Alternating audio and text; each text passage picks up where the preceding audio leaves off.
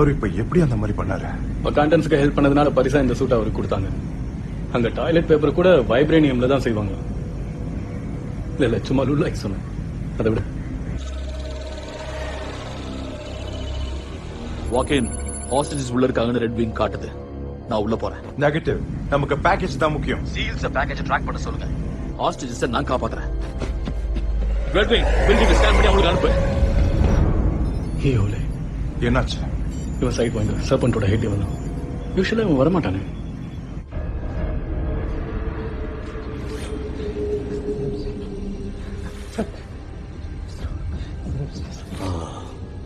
Pray பண்றியா பாதிரே?